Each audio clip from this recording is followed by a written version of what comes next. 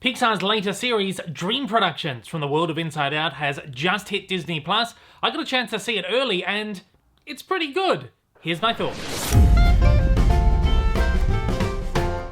Before we get into this, I want to hear from you. Have you seen Pixar's Dream Productions? If you have, what did you think about it? If you haven't seen it just yet, what are your thoughts going into it? As always, join the conversation down below.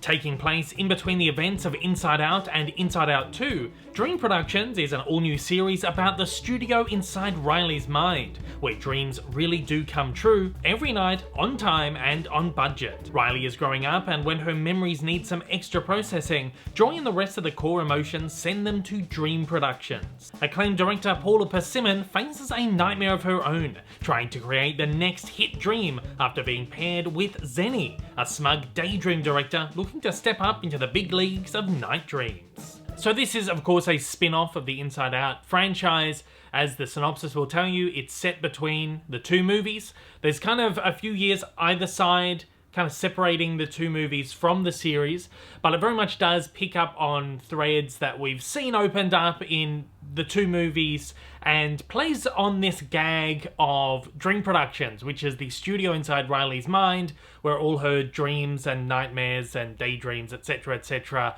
are created. I always really liked that gag in Inside Out. I thought it was kind of a fun little visual moment and really kind of clever stuff, the kind of clever stuff that you would expect to come out of Pixar. And it piqued my interest when they decided they were going to turn this into a series of its own. If you're familiar with me, my content and my kind of thoughts and talks on films over here, you'll know that I'm not the biggest fan of the Inside Out movies. I think they are gorgeously animated. They're some of the best looking Pixar movies ever.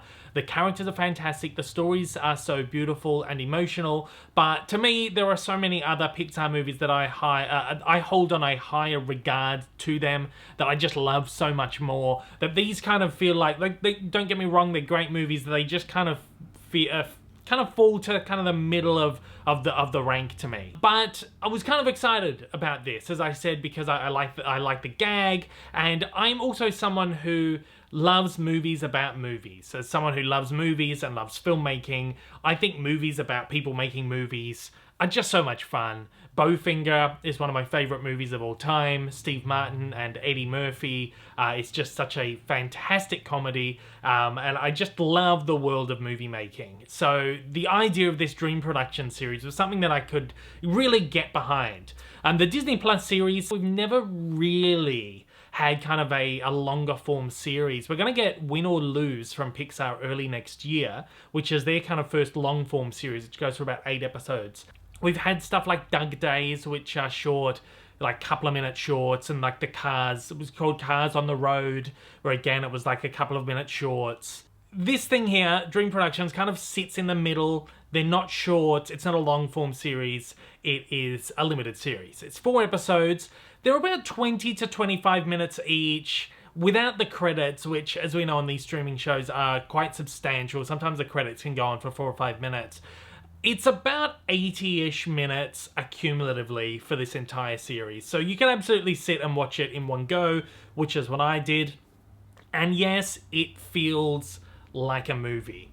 This feels like they have made like an 80-minute spin-off film, chopped it up into 4 parts and repurposed it as a series. It's kind of like the inverse of what we saw with Moana 2 recently, where that was supposed to be a series and then they stitched it together, Frankensteined it together and turned it into a movie. This is almost like it's a movie which they then parted up and turned into a 4-part limited series. It doesn't feel quite episodic like a sitcom would, where they're kind of self-contained stories, but you also have this story arc that runs through it. You know, it's very much like you watch these back to back to back to back, and it feels like one sort of continuous narrative. It really is like an 80-ish minute movie that's been chopped up. I had no problem with this. I think maybe 10 years ago, this kind of thing would have been maybe a little bit unusual, but it's something that we've come to expect from streaming recently. I mean, you watch any of the Star Wars or Marvel shows, and it's the same thing. They feel like 8-hour long movies that are just chopped down into like 40 to 60 minute parts. It's the same kind of idea here. So essentially what we're getting here is like a bonus Pixar movie and a bonus Inside Out movie that's being parted out to us on Disney Plus as 4 parts. That said, I think this is quite enjoyable. I had a lot of fun with this. It's quirky, it's unusual. There's a lot of fun characters in here. There's a lot of great gags as well. It really does fit in with that world of Inside Out really well. They've managed to get that comedy style down, that kind of energetic, zany kind of humor, but it also has that heart and that soul as well. I don't think it's as schmick or as polished as the Inside Out movies, of course, because this is TV. It's probably got a lower, it's almost certainly got a much lower budget and made on sort of a time crunch pressure, maybe over the course of a year or 2 years, whereas the movies are made across minimum 4 or 5 years. So you can certainly see some shortfalls in there. It does feel like a direct-to-video kind of sequel-y thing where it's set in the world of something, but it's focused on kind of extraneous new characters, and it just seems so much lower stakes, and the story isn't as tightened and refined, and all that kind of stuff. But as this is being purposed for television, that's okay. I mean, my biggest issue with Moana was that they took something made for television and then put it on the big screen, whereas this was purposed for television and was put on television, and I think it works okay. That's not to say the animation in this thing is not great. I think the animation in this is fantastic. Had this been made 10 years ago, we would have definitely seen a lower quality animation on this. And I think, like, even if you look at something like the Ice Age Adventures of Buck Wild, where that must have had such a low budget that the animation on that was awful and really did not match up to the animation of the theatrical outings. I mean, Pixar have put together a really beautiful looking show here. There is not one point in which this looks like lesser quality animation.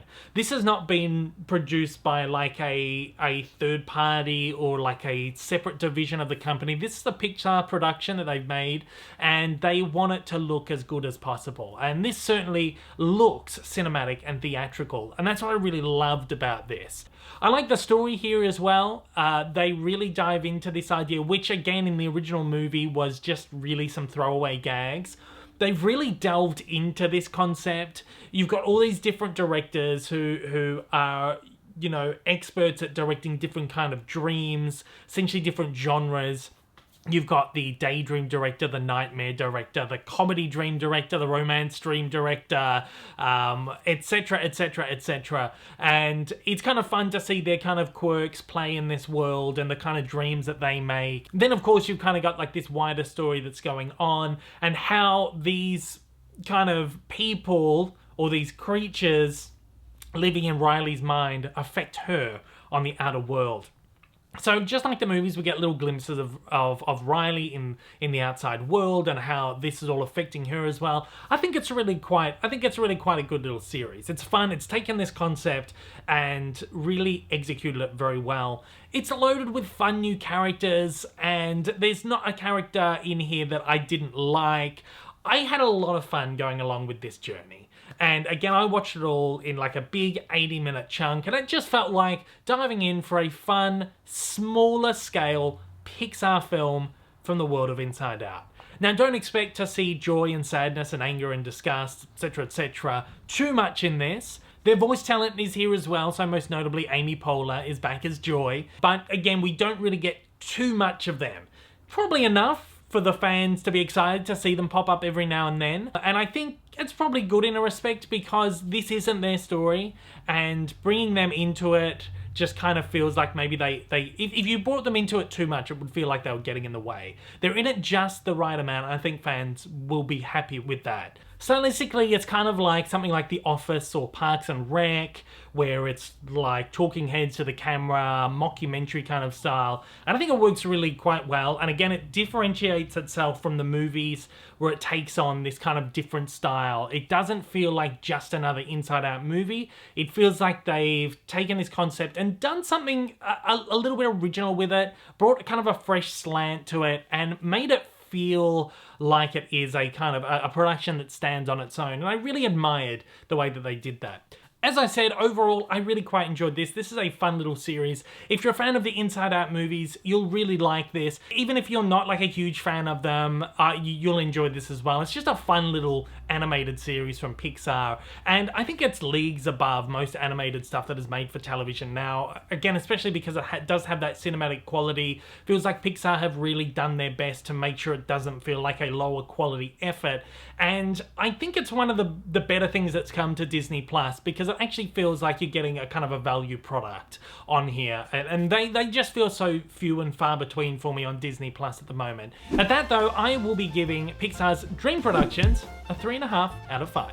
And at that, once again, I'd love to hear from you. Pixar's Dream Productions from the world of Inside Out is available on Disney Plus right now. If you have seen it, I'd love to know your thoughts on it. If you haven't seen it just yet, I'd love to know what you're thinking going into it. As always, join the conversation down below.